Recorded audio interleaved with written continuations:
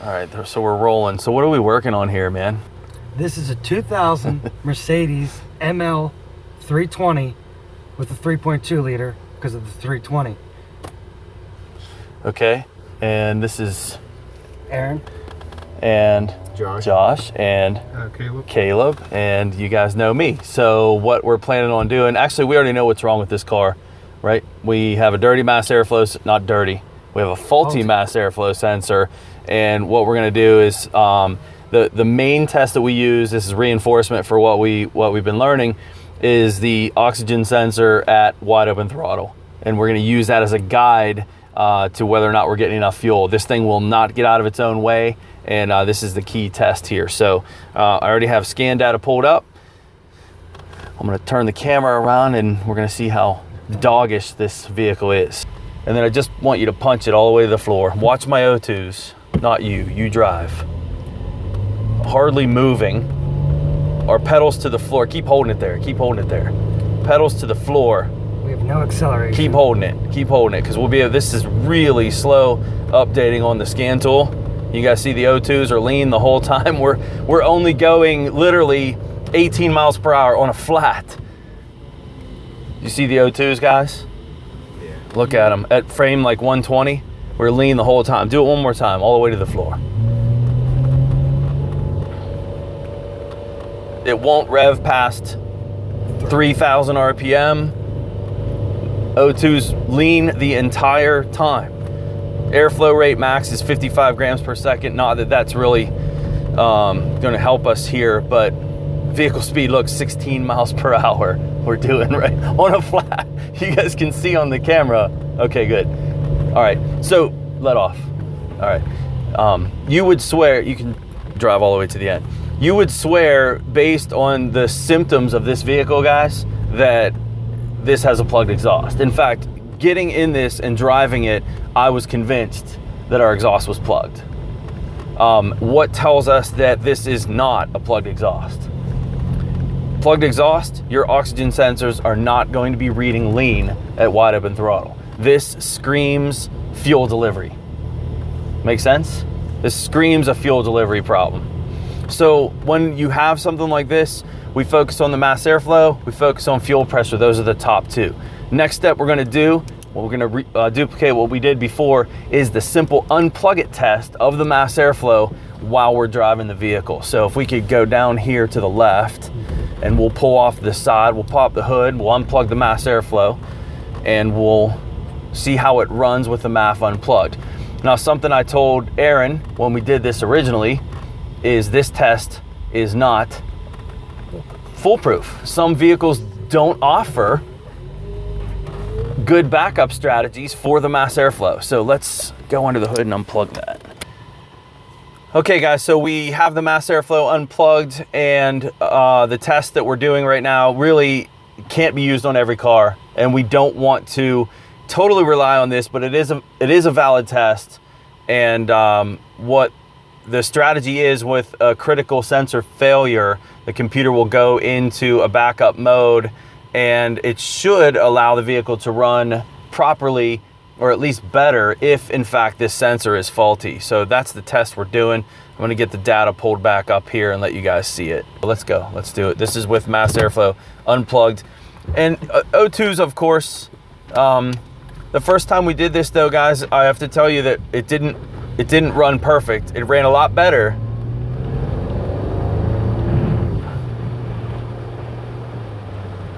And coming to the flat up here, and obviously we don't want to go too fast up here. On the flat, we couldn't go past 16 miles an hour before, right? So come to a stop. Let's let that truck go, because he's probably waiting for us. And we didn't talk about the fuel trims yet. We can talk a little bit about that after we plug this MAF back in. Go ahead. Little hesitation there. Definitely's got a lot more power. Okay, good. All right, you see we hit 40 miles an hour, 37 I saw. Our O2s were still lean though. This little dip between, let me pause that and I'll open that up for a second. Right in right in here, guys, is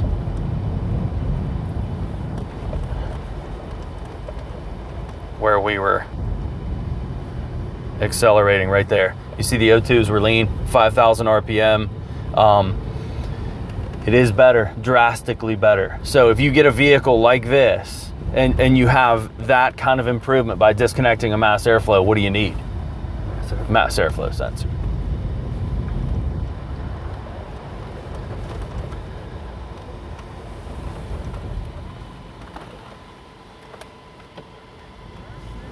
Let's unpause this. All right, let's go in where that FedEx truck went, or we could go into the Rosedale parking lot. This is our diesel building, guys. Go left. And we just pull in a parking spot right here for a second. What I didn't notice, wasn't paying attention while we were driving, is the airflow. Kind of crazy that we still have an airflow reading and we hit 108 grams per second. So what you're talking about there, right where that frame is right there, where we're lean on the O2 and we're at 5,000 RPM. Notice over here where the blinking cursor is, notice the airflow grams per second. We're at 108 grams per second. That's double the airflow that we had with it plugged in. So you might be thinking, why do we have an airflow rate with the mass airflow unplugged? The answer for that, what you're looking at, is the computer's default strategy. It knows there's a mass airflow failure and it has plugged those numbers in. Granted, we're still running lean at wide open. We're not getting enough power like we should be, but double what we had. We had like 50 some, didn't I mention, like 55 grams per second on the initial run. That in itself, what we just did, needs a mass airflow sensor. If we exit out of the scan tool and I show you the trouble codes, we should have an intake air temp sensor fault and a mass airflow sensor fault. The intake air temp sensor is part of the mass airflow sensor. So there you go. With the mass airflow unplugged, you see the IAT code, and then you see our mass airflow fault. Now, one thing I didn't talk about when we started is this vehicle came to us with lean exhaust codes. That was it. P0171 and 174, right? Yes. Was our only two fault codes in memory. And random multiple misfire. Oh yeah. In 4 of the cylinders. Actually, this came to us not with lean codes. It came to us with misfire codes. Mm-hmm. Misfires in all of the cylinders, including a random misfire. So yeah, that's right. We started looking at coils and spark plug, firing lines on the scope and coil ramps and okay. One other thing I want to do before we put this new mass airflow in and take this for one more ride is I want you guys to see these fuel trim numbers. And so to do that, let's plug the mass airflow back in. We lost a guy. He actually went to the bathroom while we're setting this up. Should I say that? Probably not. But all of a sudden, Caleb's missing. Where did Caleb go? We left. Where did Caleb go? The calculated load was too high. We had to let go of one person. He had to do something real quick. He'll be right back. How's that? Okay, we set this graph back up. We plugged the scan tool. We didn't plug the scan tool back in. We plugged the mass airflow sensor back in. And what I wanted to look at was our long-term and short-term trim. Now, this is the part where we want to potentially shut the key off because right now the computer's still in that default strategy mode. How do we know whether or not these are valid data parameters? I think maybe what I could do, I'm not sure, is I can try to clear the codes and we're gonna have to go back in here again. Most of the time it will tell you, hey, you can only do this with the engine off, but I'll do it anyway and it usually works. I went in to read the codes. I didn't want to read the codes. I want to clear them. So there's my intake air and MAF code. We want to clear emission related data.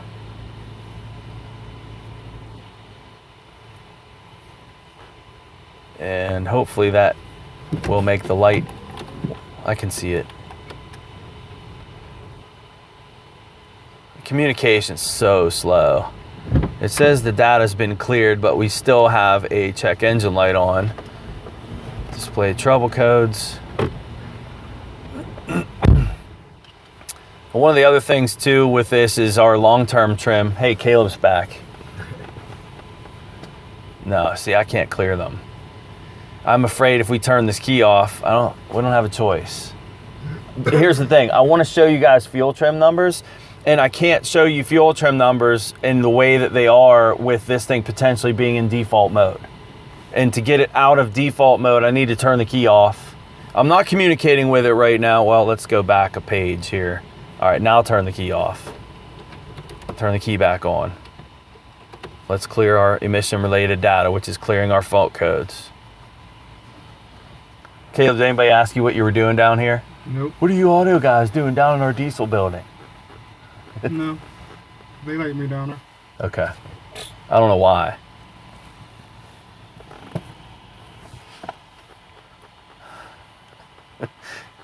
Just messing with you, Caleb.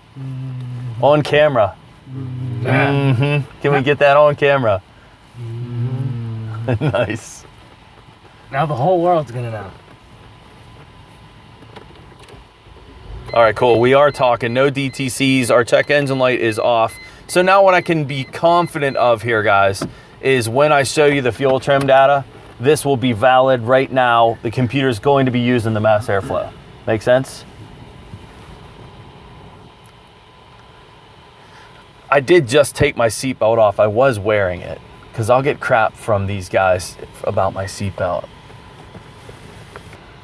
So my seatbelt is on, everyone else's seatbelt is on, we're good.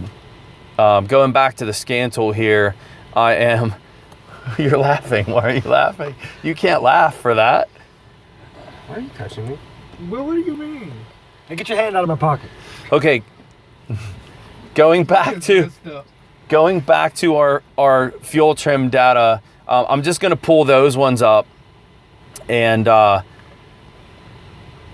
we don't need to see the rest of it. I'm trying to speed this up a little bit. The data process, that is. Look at the long-term, short-term fuel trim. Where at idle, it doesn't look too bad. Not seriously lean. Hold your RPM up to like 2,000.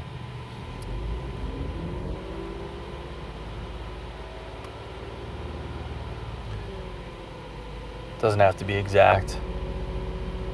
Notice it getting worse. I want to say too, our long-term memory, we did have a dead battery, so these numbers got wiped out. Hold your RPM up higher.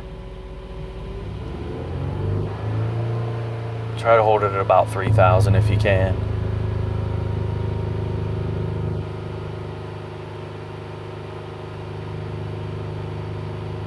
I'm shocked that these aren't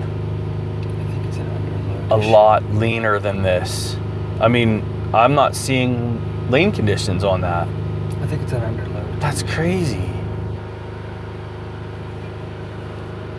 Well, it definitely is, but leave it up there. I'll see all of my data here for a minute.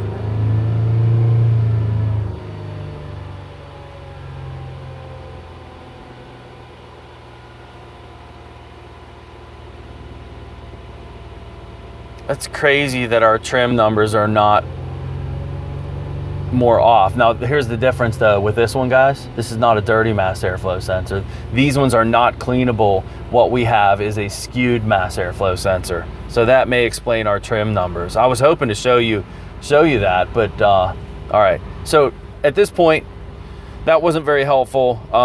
The backup strategy was you can let that idle. We're going to switch the mass airflow sensor now and then get some after readings. Wait, before you shut this vehicle off, I'm gonna hit exit, stop communicating with it. Don't shut that key off yet. Okay, now you can turn the key off.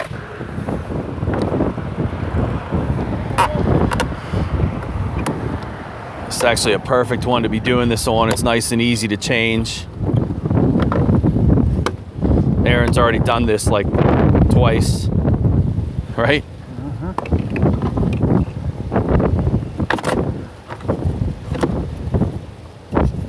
Here, let me see that sensor. Yeah, this is a non-cleanable type.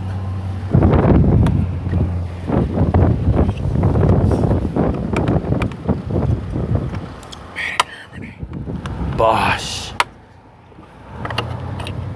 That's the back side of it. Front side of it. I'm definitely not going to show you that resistor inside of there, but it's not the hot wire type that they use on our domestics and on some of the Asian cars. I know that these ones are not. I've never had success in cleaning this type.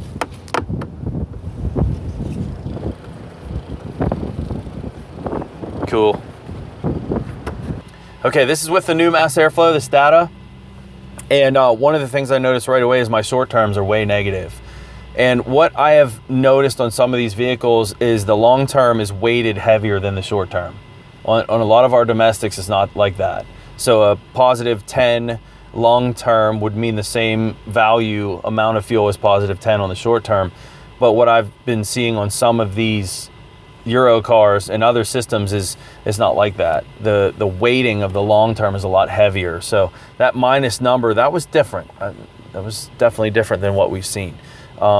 Primarily though right now, and this is again a test that we can use on any car out there, low power, wide open throttle, look at your upstream O2. So let's see what we got on this one. Now we're on a flat. We're probably gonna have to go somewhere else to really get into this because we don't want to speed through here. So let's go try it. Let's give it a shot.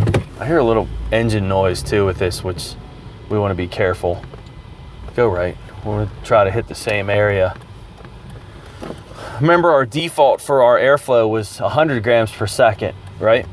On, here, we'll graph that one this time. Our default for our airflow rate was 100 grams per second. With our bad mass airflow, it was only like 50 something. I expect this to be rich.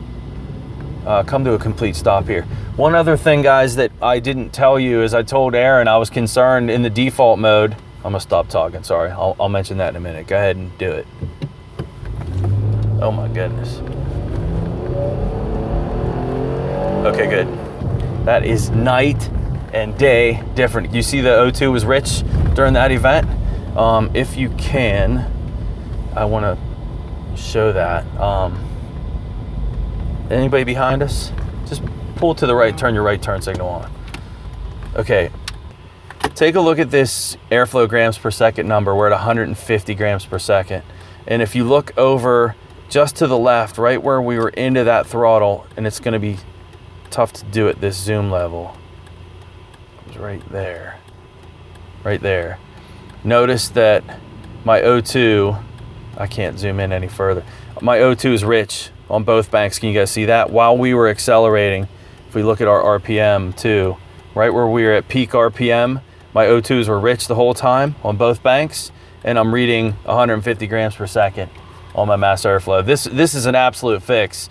And one of the things I was just about to say to you guys is Aaron and I were concerned, and Caleb was with us too, right? Initially, we were concerned with the unplug it test that this thing didn't have the power we felt it should have. And so what we did when we went back to the garage, we actually did a back pressure test. We pulled the upstream O2s on both banks, and we checked back pressure because we were concerned of how lean this thing was running, a lean misfire, that we potentially melted the cats as well. So again, just to reiterate this test, if you have a vehicle with low power, it feels like the exhaust is plugged, which this one did. Take the car for a ride, look at your O2s at wide open throttle, you see them pegged lean, you are starving for fuel. It is a test that I have yet to find that is not foolproof. One variable on an old distributor style vehicle, I had a rotor that was arcing into the distributor shaft, so it was losing spark on all 8 cylinders. If you lose spark on all 8 cylinders, those 8 cylinders become oxygen pumps, air pumps, and it drives the O2 lean. And so that's the one vehicle that would have operated differently that was not a fuel issue. The difference with that one though, guys, if you had false teeth, it would have shaken the false teeth out of your mouth. I mean, it was that type of a really bad surge type misfire. It felt different. Other than that, love this O2 wide open throttle test. It was the way we were able to identify, even on a Mercedes Benz, a faulty mass airflow sensor. Let's get this, maybe, I hate to do it here, but we have a pretty decent run. Hold on. Anybody behind us? Yeah.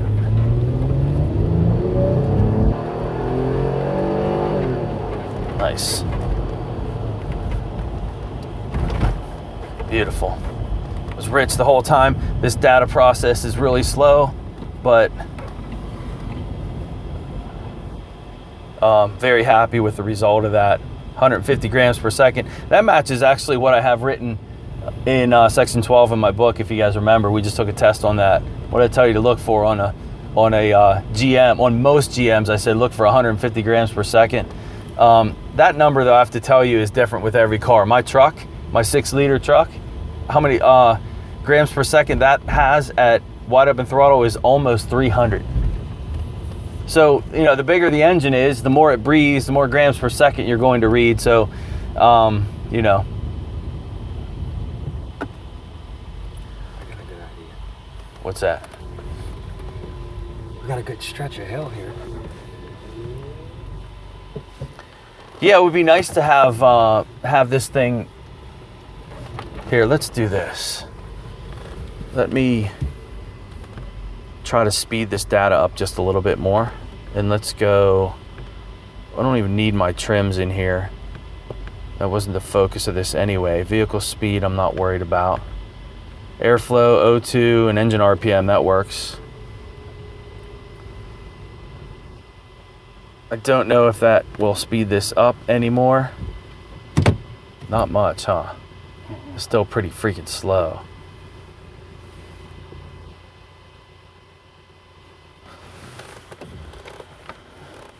Wait, hold on. Don't go yet. Oh, it's a very steep hill. The car's rolling.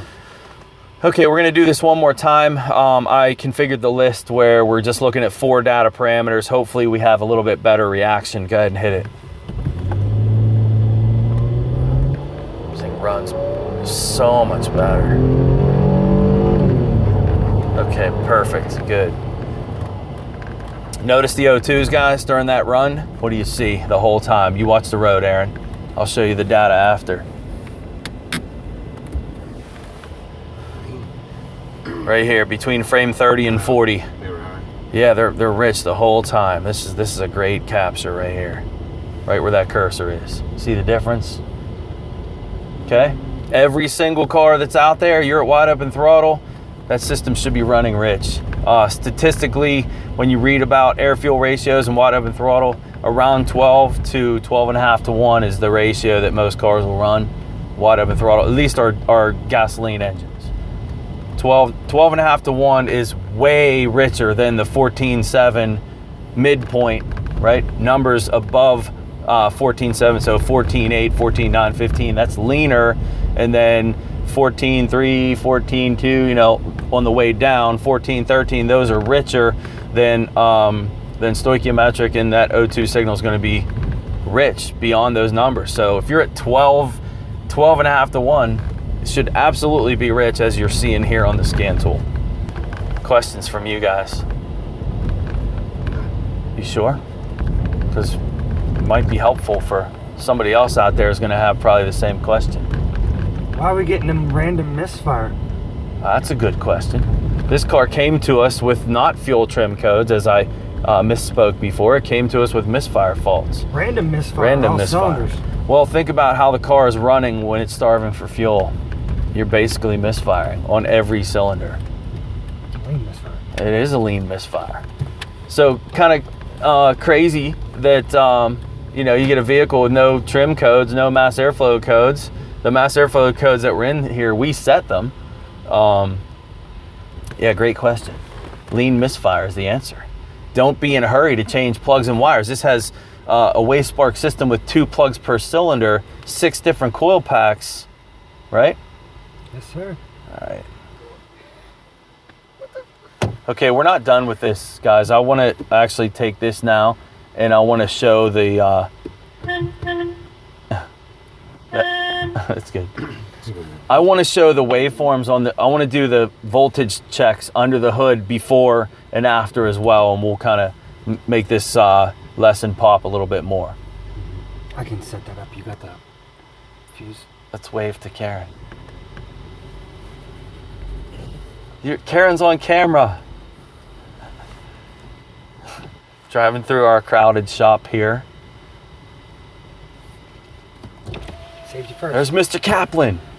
He's going to be pissed that he's on camera. Mr. Kaplan and Chuck. Hey, you were. We're just about going to send a search party for you. Oh, we're good. We thought maybe you broke down somewhere. You want to be on camera? You already are. No, pull down there. Give me 1 second. Okay, that's enough. Shop camera. This is on.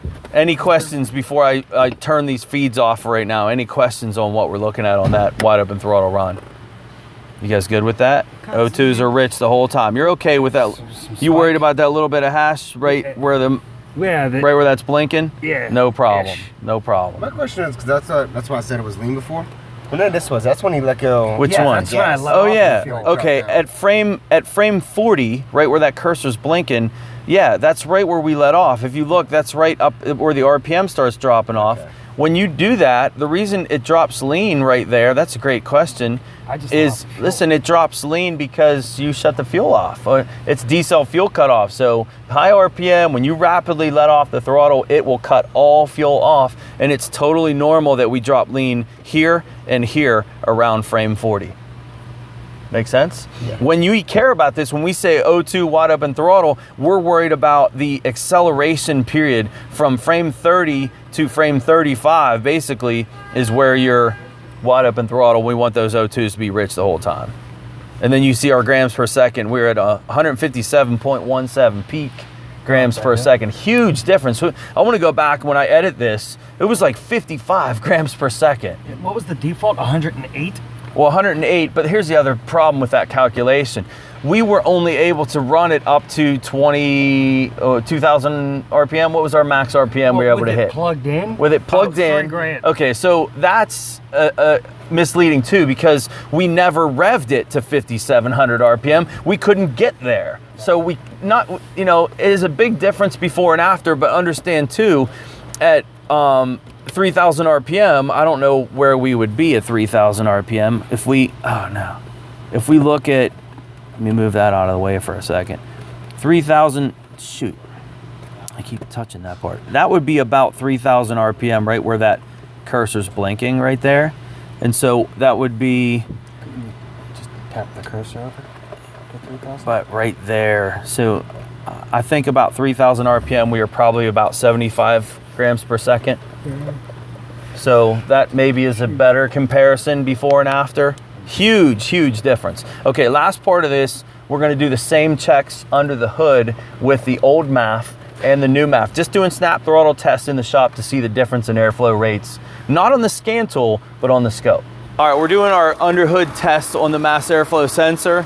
And Josh, who's standing next to me here, had a good question, is which one are we going after? Are we going after the IAT signal, or are we going after the mass airflow signal? We want the mass airflow. We want our airflow number. That's the one we were looking at on the scan tool. The intake air temp sensor number is just simply that, a steady voltage signal that you're gonna get based off of outside air temperature. We're worried about the mass airflow. That's the one we're going after. Nice feature of the Snap-on tools. This is the component test meter. This would be the same information that would be in the Vantage. We're looking at the connector of the mass airflow, viewed harness side back probing. This is what the waveform should look like when we snap the throttle. It's giving you voltage specs of 1.3 volts at idle to 1.48, and then 2500 2 to 2.2. So that's pretty cool. We got some numbers. Is this our new MAF or our bad MAF? This is our new MAF. So, we'll just look at the new MAF readings first, and then we'll look at the crappy one. The one we want to go to is the mass airflow signal number 5, and there would be a rounded edge of that connector and then a flat edge. 5 would be, you got that identified, cool. One other thing before we go any further, you would typically, before you throw a mass airflow in a car, you'd want to check your 12 volt feed, you want to check your ground. Your 5 volt ref is going to be for your, oh no, there's your IAT signal. I'm not sure what the reference is here on this design. You would want to check your other wires is the point. So maybe we should do all of them just to be 100% and thorough, yeah. So remember 5 is the signal. We'll start with pin 1 and go down the line. And so that would, well, we can leave that there like that. Go ahead and go to pin 1. That's my IAT signal. Be careful with the belt.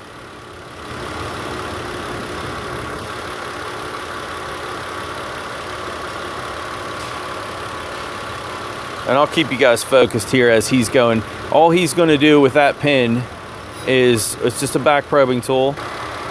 He's just going to be going down the line, and I'll keep you guys focused on the screen. All right, that's my intake air temp sensor signal.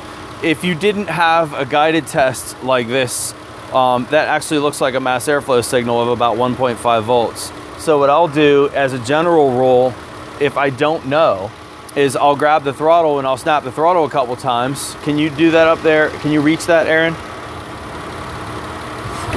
All right, that's good. Did you notice the signal doesn't change?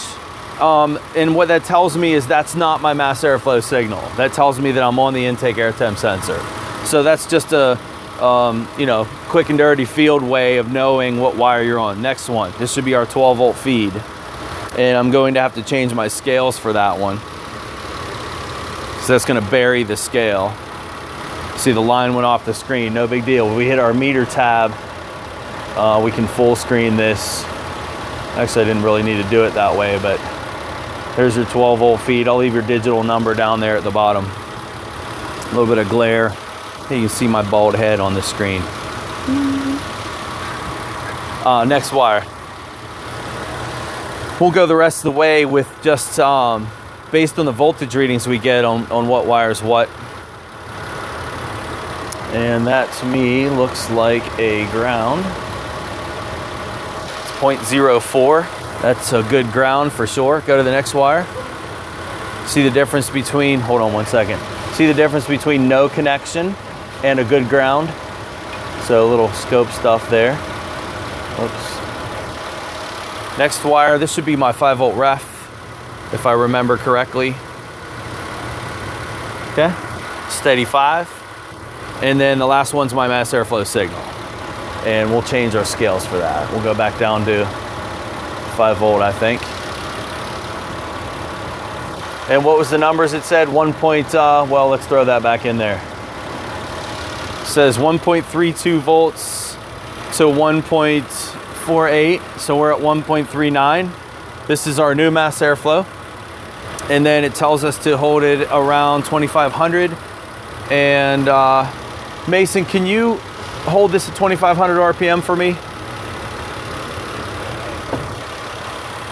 I honestly expect the other mass airflow to pass this test too, which makes it difficult.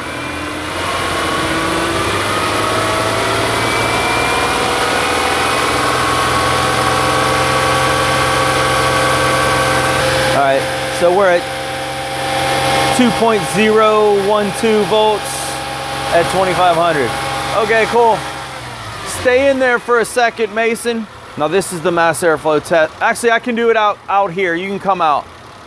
This is the test I use to identify dirty mass airflows, not necessarily a skewed or faulty one like we have. I'm gonna change my time base to 10 seconds. And what I like to do is test that I call, well, actually I stole this from a class I went to years ago. The guy's name was Randy Dillman, I think. Awesome instructor. And he said, snap it like you don't own it. So that's what I'm about to do. I'm about to snap the throttle like I don't own this vehicle. In other words, what?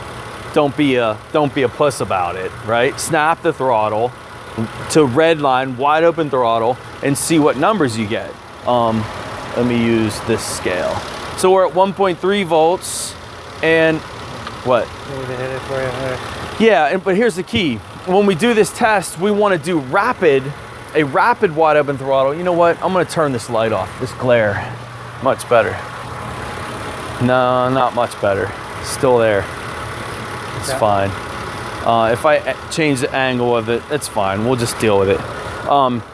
If we do a rapid snap, what we're doing is we're making the engine basically gulp air very quickly because the manifold's empty of pressure, and when we rapidly open it, we'll get this mad inrush of air, and what that's going to give us is this kind of pattern right here.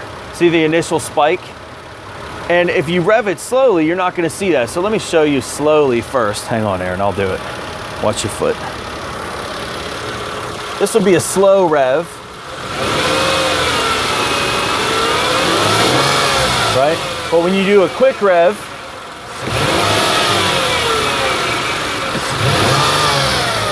it won't let me do a quick rev. See the initial surge of air and then the rest of it? This one's pretty tough to get that first spike. I'm gonna do it as fast as I can. I hit a rev limiter there, but I hit 4.280. Here, I'll let you listen to the rev limiter. Okay, kind of tough to get peak mass airflow numbers when you have a rev limiter involved, but just so you know, the highest I can get is 4.29. Let's do it again. Yeah, 4.294. So keep that picture in your mind. This is the good mass airflow. Numbers that I use, this is section 12 material that we've gone over in class. Numbers that I've used is 4 volts. We're looking for 4 volts on these analog style mass airflow sensors at wide open throttle. Curious to see what this SPAD one gives us. We couldn't even rev it, so I doubt we're gonna get that high, but that 4 volt number holds true even with this Mercedes. And what year is this again? 2000. 2000 Mercedes what? ML320. ML320. So even on a Mercedes Benz, a 2000 ML320, this 4 volt analog type mass airflow, 4 volt number, wide open throttle, it still holds to be true. This is what we're looking for. This is our good one. All right, let's throw the bad one back in now. So while he's switching that over, I just pulled up that was our rev limiter picture. That was our snap throttle. While he's switching that over, one of the things that inevitably is going to come up is, how do you replace the mass airflow without doing the power ground checks and the reference voltage checks? And to be honest with you guys, you really shouldn't. We showed you a method, the wide open throttle O2, running lean, disconnect the mass airflow, night and day difference. In my experience, it's been a mass airflow every time. But I would be lying to you if I didn't say that there would be a variable there, that you could potentially have a faulty ground or low power that's skewing your mass airflow signal. And these are things you have to consider, especially with a high dollar part. I don't know how much this one cost. It probably wasn't a lot of money, but if you think about our Volvo with the $1,800 fuel pump, are you gonna wanna check the power and ground to the pump before you change it? Yeah, you better. Okay, let's start this back up. This is now our old sensor.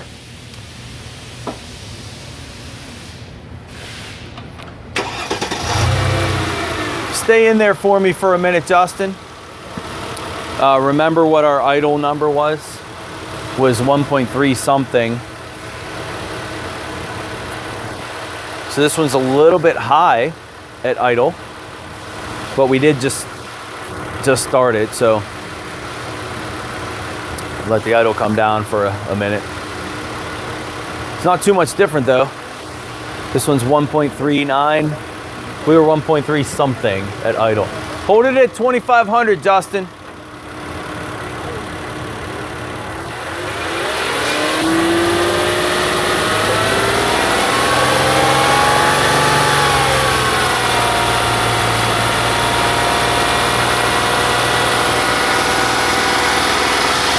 $25. So we're at what's that number? 1.87. Man, it's not enough, I think. Okay, let it idle. Is that enough info right there to say, oh, this mass airflow is bad? I mean, granted, for us, we can see a difference with the new one, but remember, when you're making the call, you don't have a new one in your hand. I mean, that is so close to being right dead on, wasn't it? Let's see what the snap does. Yeah, we were at 2 on the new one. 3.4 on that peak. Let's get to the rev limiter if it'll let me.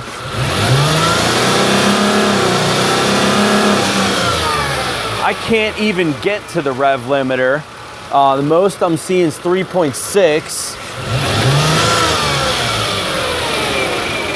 Let's refresh that min-max.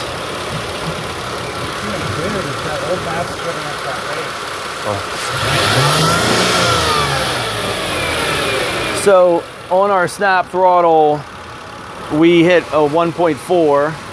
I'm sorry, 4.2. I don't know where my head's at. 4.2 volts. On this one, we're only hitting 3.4, but there's a variable here. I can't rev this thing like we revved the other one. We know this mass airflow is faulty, right? What's the main test that really helped us here? If we think about this, our main test was the road test, wide open throttle, looking at the O2, knowing this thing was running lean, and then unplugging the mass airflow and getting a huge difference in drivability. That was the test. All of these voltage measurements, even this one here, I would question whether or not this mass airflow is faulty. You know, it feels like the engine's not breathing. We would be thinking plugged exhaust and things like that. But again, what moved us away from a plugged exhaust was what? O2s were dead lean at wide open throttle, not a plugged exhaust. Faulty mass airflow sensor. Hopefully that helps someone out there that's dealing with one of these. Pretty tough still checking this sensor in detail. Pretty tough to call the sensor other than the unplug it test.